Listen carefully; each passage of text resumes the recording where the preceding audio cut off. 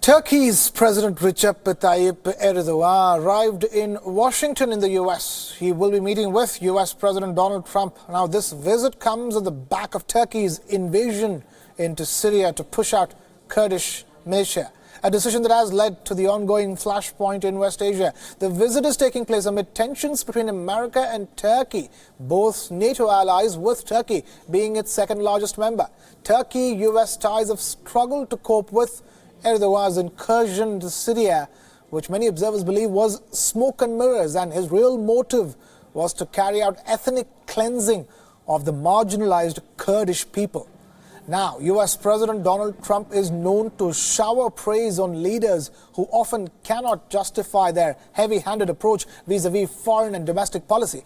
Besides praising Putin earlier, Trump openly complimented the Turkish leader and his combative ruling style, calling him a friend and a hell of a leader.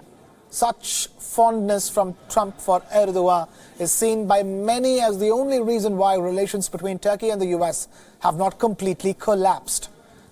Having soured severely over their disagreements on a host of issues, including Turkey's cross-border incursion against America's Kurdish allies and its purchase of Russian S-400 missile defense systems.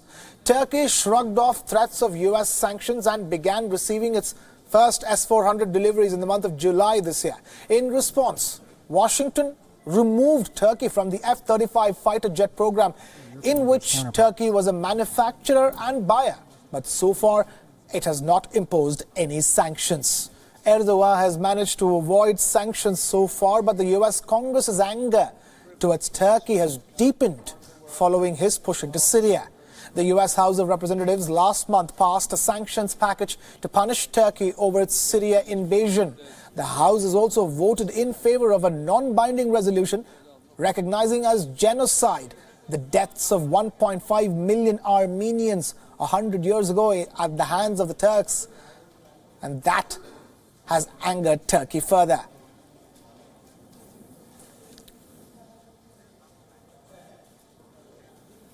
So, Turkey's president will meet the U.S. president today, and the meeting is seen as an opportunity to reset relations that have been strained over numerous policy differences in the recent past. Our next report brings you this curtain raiser. Turkey's military operation against the Syrian Kurdish militia is expected to top the agenda of talks between President Erdogan and President Trump. Ankara designates the militia terrorists, but the militia is a key ally in the US-led war against the Islamic State.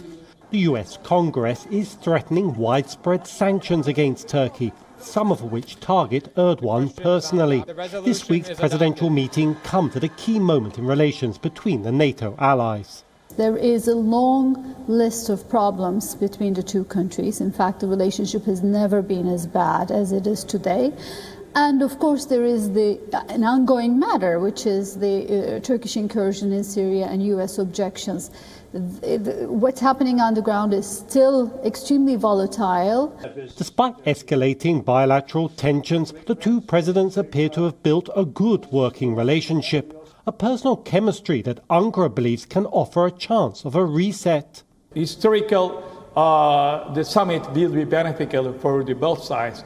I'm looking the optimistic perspective. This will be bringing new solutions and new methodologies between the two actors. But some analysts warn Ankara relying solely on Trump to resolve differences may be a risky strategy.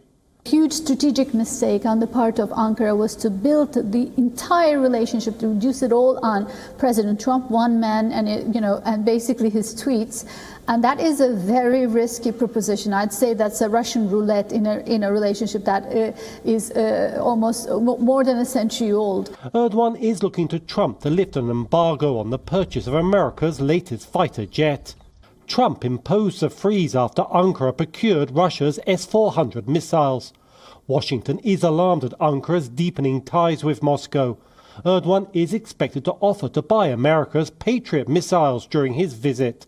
But Ankara points out if this week's meeting with Trump doesn't deliver a reset in ties, Moscow is waiting. Turkey cannot continue to have the productive alliance with the US while these threats continue to exist. This is not beneficial. We are looking the other side. Who is the winner of this situation? Russia and China. Already, Turkish and Russian troops are cooperating in Syria.